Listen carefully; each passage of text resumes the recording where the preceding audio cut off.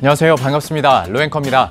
오늘은 니트족에 대한 이야기 잠깐 소개해 드릴까 해요. 이 니트족이 뭐냐? 평소에 니트를 자주 입는 사람을 말하는 니트족이 무엇이냐면 Not in Education, Employment or Training의 앞글자를 딴 NEET 해서 뒤에다가 족을 붙여서 니트족이라고 하는데요. 그러니까 취업 연령대에 있는데 취업을 하려고 하지도 않고 취업을 위해서 교육을 하지도 않고 딱히 다른 훈련도 하지 않는 사람들을 의미하는 신조어라고 보시면 되겠습니다.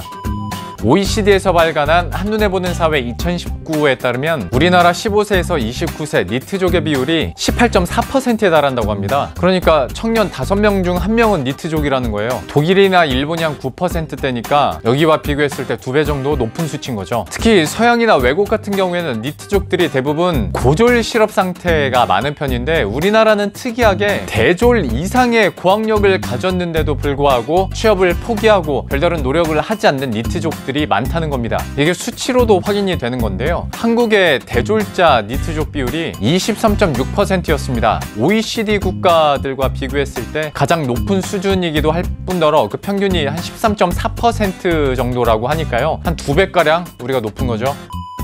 왜 이렇게 우리나라는 니트족 비율이 높고 특히 대졸자의 니트족 비율이 다른 나라에 비해서 높은 것인가 한번 생각을 해보자면 그런데 여기서 잠깐 난 노는 게 좋아서 취업을 위한 노력을 안 한다 이거는 빼고 사실 이게 전체 비율에서 제일 높긴 한데 이거는 차치하고 사회적인 현상들을 한번 분석해 보자고요. 사회에 첫 발을 내딛는 연령대인 15세에서 29세 청년층들의 가장 큰 고민은 아무래도 취업 준비였습니다. 그러니까 일각에서는 청년들이 일할 만한 질 좋은 일자리가 부족해서 취업 준비에도 시간이 오래 걸리고 그러다 보면 청년층들이 취업을 포기해서 결국 니트족이 되는 경우들이 많다는 거죠. 근데 사실 질 좋은 일자리라고는 하나 우리 알잖아요. 질 좋은 일자리란 돈 많이 주는 대기업 얘기하는 거죠. 대기업 일자리는 한정돼 있고 그런데 들어가고자 하는 사람들은 많다 보니 여기에 대해서 계속 경쟁해서 노력하다가 결국에는 탈진, 번아웃이 된다는 거예요. 좀 안타까운 얘기긴 합니다만은 학창 시절부터 진짜 대기업 취직 이거 하나 바라보고 달려온 사람들에게 현실의 벽을 느끼고 난 이후에는 탈진도 오고 뭔가 좀 허무한 거죠. 하다 보면 취업을 포기하는 사태까지 간다는 겁니다.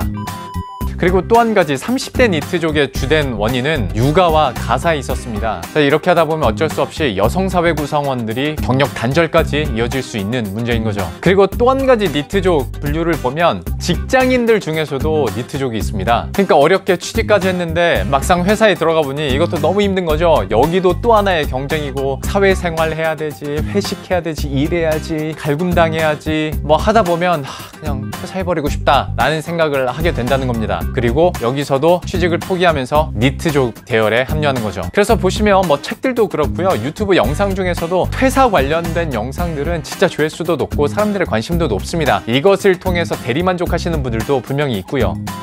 자, 이렇게 니트족들이 취업을 포기하다 보면 이게 국가 경쟁력에도 큰 손실입니다. 그 어느 때보다 왕성하게 사회활동하고 또 경제활동을 해야 되는 연령층들이 니트족으로 취업을 포기하기까지 하다 보니까 이게 결국에는 국가 경제나 노동 생산성의 하향으로 이어질 수밖에 없는 상황이거든요. 사실 이런 청년층의 니트족들 문제는 우리나라 문제만은 아닙니다. 다른 나라들도 다 갖고 있는 문제이긴 하고 참 오래 전서부터 문제 제기가 돼 왔었는데 특히 우리나라에서는 헬조선이다 뭐다 뭐 이런 얘기들을 하고 하니 조금 더 부각이 되고 실제로도 앞에서 확인하셨듯이 수치상으로 계속 증가하고 있는 양상인 거죠. 그러면서 이제 청년층에서는 이게 다 이런 사회 구조를 만들어 놓은 기성세대 탓이다 라고 이야기를 하고 근데 또 이게 기성세대 입장에서는 야 니들이 배가 불러서 그래 우리 때는 말이야 새벽부터 일어나서 밤늦게까지 일하고 그러면서 이런 사회를 읽어놓은 거야 라고 당연히 반박을 하실 수가 있어요. 하다 보면 또 기성세대와 청년층 간의 세대 갈등이 일어날 수 있는 문제로 퍼지기까지 하죠. 사실 이건 딱히 정답이 없습니다. 국가와 또 사회가